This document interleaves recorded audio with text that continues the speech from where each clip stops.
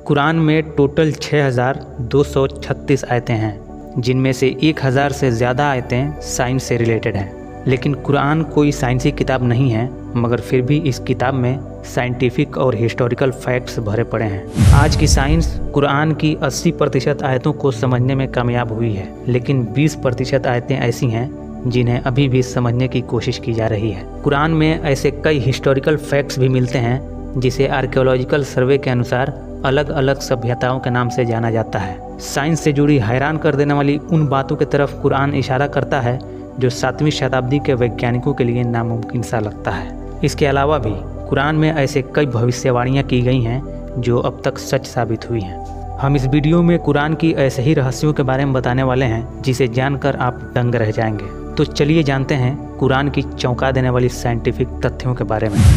जीवन का निर्माण। कुरान में सूरह 21 आयत 30 में लिखा हुआ है, हमने हर जानदार चीज़ को पानी से बनाया। क्या वे लोग इस पर भी ईमान नहीं लाएंगे? इस आयत में अल्लाह हर जीवित चीज़ के निर्माण के बेसिक एलिमेंट के रूप में पानी का उल्लेख करता है। आज विज्ञान यह साबित करता है कि प्रत्येक जीवित वस्तु कोशिकाओं से बनी होती हैं और इन कोशिकाओं में 80% साइटोप्लाज्म होता है, जिसे सिंपल टर्म्स में पानी कहा जाता है। यह उस समय के लोगों के लिए अजीब लग सकता था, क्योंकि इसे साबित करने के लिए उस वक्त कोई विज्ञान नहीं था। लेकिन आज विज्ञान इस तथ्य को साबित करता है जिसका कुरान ने 1400 साल पहले उल्लेख किया था। ऑर्बिट्स। 1512 में एक एस्ट्रोनॉमर निकोलस कोपरनिकस ने एक थियरी पेश किया, जिसके तहत सूरज सोलर सिस्टम के बीच अपनी जगह पर स्थिर रहता है और बाकी के सभी प्लैनेट्स उसके चक्कर लगाते हैं। यह धारणा 20वीं सदी तक एस्ट्रोनॉमर्स के बीच व्यापक रहा, लेकिन आज अब एक अच्छी तरह स्थापित साइंटिफिक फैक्ट है कि सूरज स्थिर नहीं है, बल्कि हमारी गैलेक्सी के केंद्र के चारों ओर एक कक्षा में घूम रहा है। इस विषय पर कुरान एक बहुत ही ज़बरदस्त आयत पेश करता है, जो सूरह 21 आयत 33 में कुछ यूँ बयान करता है, वही है जिसने रात और दिन और सूरज और चांद का निर्माण किया, वे अपने अपने कक्षा में तैर रहे हैं। आधुनिक वैज्ञानिक ज्ञान से पता चला है कि हमारी गैलेक्सी अपनी धुरी पर घूमती रहती है। इस प्रकार सूरज गैलेक्सी के केंद्र के चारों ओर घूमता रहता है।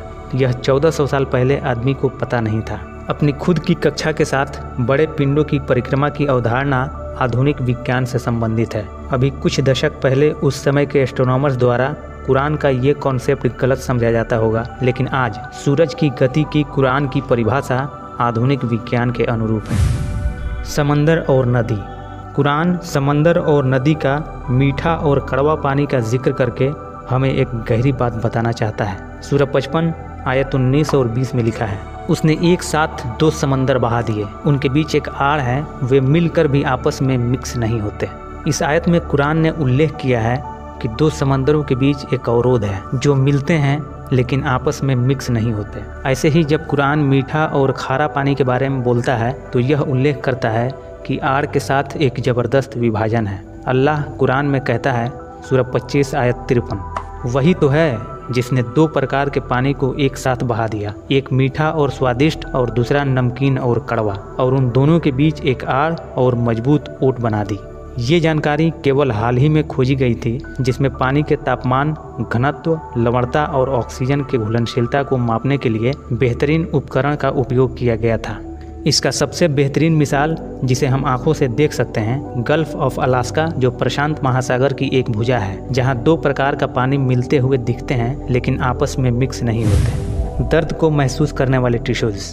काफ़ी लंबे समय तक साइंटिस्ट ये समझते रहे कि दर्द को महसूस करने वाले टिश्यूज़ हमारे दिमाग में होते हैं। हालांकि बाद में ये खोजा गया कि दर्द को महसूस करने वाले टिश्यूज़ हमारे दिमाग में नहीं, बल्कि हमारे त्वचा यानी चमड़े में होते हैं। त्वचा में दर्द या जलन नसों द्वारा दिमाग तक पहुंचाई जाती है। हालांकि अगर त्वचा पर तंत्रिका शिरा डैमेज हो जाए तो दिमाग तक कोई संकेत नहीं पहुंच पाएगा, इसलिए कोई दर्द या जलन महसूस नहीं होगी। यानी इसके बिना दर्द को महसूस करना संभव नहीं है। इसी बात का खुलासा करते हुए कुरान सूरह 4 आयत 56 में जिक्र करता है, जिन लोगों ने हमारी आयतों को झूठ समझा, हम उन्हें आग में झुलसाएंगे, जब उनकी खाल जल जाएगी हम उनके बदले नई खाल देंगे, ताकि वो निरंतर दर्द को महसूस करते रहें। बेशक अल्लाह सर्वशक्तिमानी भी है और बुद्धिमान भी। कुरान ने इस बात को 1400 साल पहले ही स्पष्ट कर दिया था कि दर्द को महसूस करने वाले टिश्यूज़ स्किन में होते हैं, न कि दिमाग में।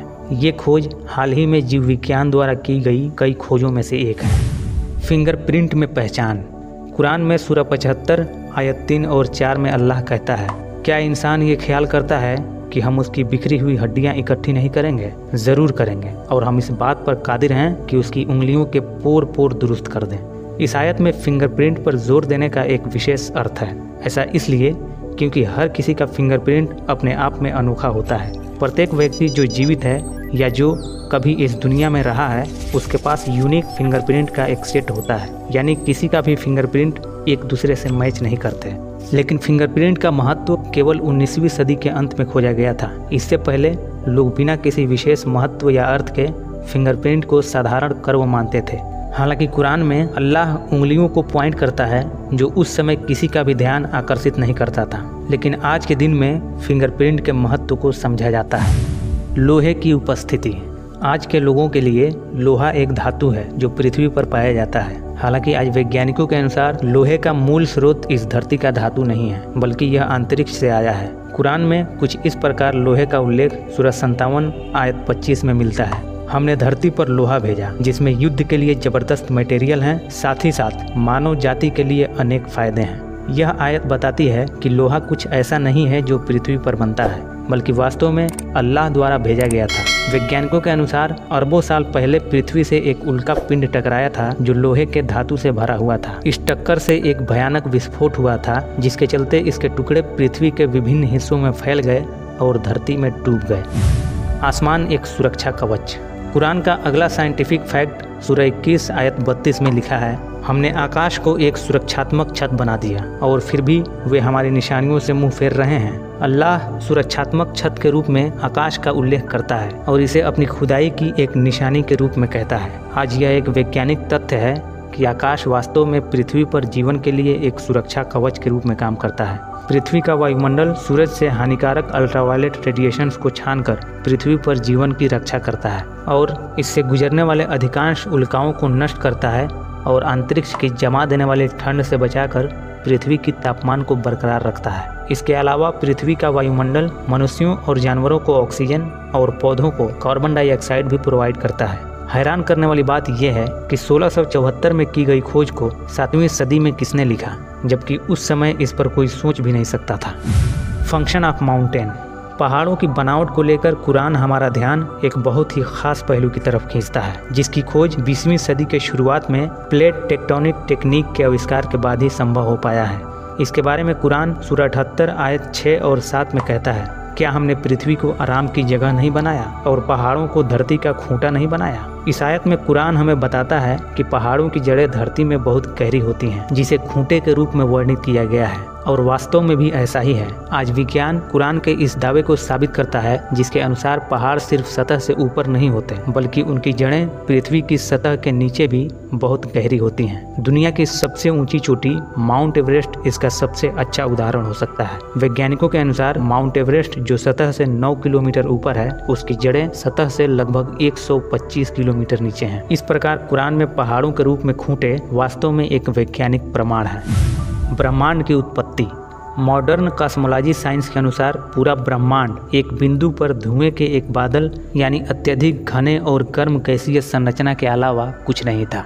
उसके बाद एक बहुत बड़ा धमाका हुआ जिससे सारी चीज़ें एक दूसरे से दूर हो गई, जिसे हम सब द बिग बैंग थियरी के नाम से जानते हैं। इसी कॉन्सेप्ट की तरफ इशारा करते हुए कुरान क्रमशः सूरह 21 आयत 30 और सूरह 41 आयत 11 में कुछ यूँ बयान करता है, क्या इनकार करने वाले ये नहीं जानते कि आसमान और ज़मीन आपस में जुड़े हुए थे, फिर हमने उन्हें अलग कर दिया।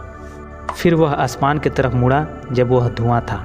आज साइंटिस्ट अक्सर उसी धुएं के बचे हुए अवशेषों से बने हुए नए सितारों का निरीक्षण करते हैं, क्योंकि यूनिवर्स में हर चीज़ इसी धुएं से बना है। हम यह निष्कर्ष निकालते हैं कि पृथ्वी और आसमान एक दूसरे से जुड़े हुए एक ही पॉइंट थे। सभी ग्रह, तारे और आकाशगंगाएं इसी धुएं से बने और एक दूसरे से अलग हुए। ये देखकर आश्चर्य होता है कि कुरान में इसका जिक्र तब हुआ है जब कॉस्मोलॉजी साइंस की स्थापना भी नहीं हुई थी।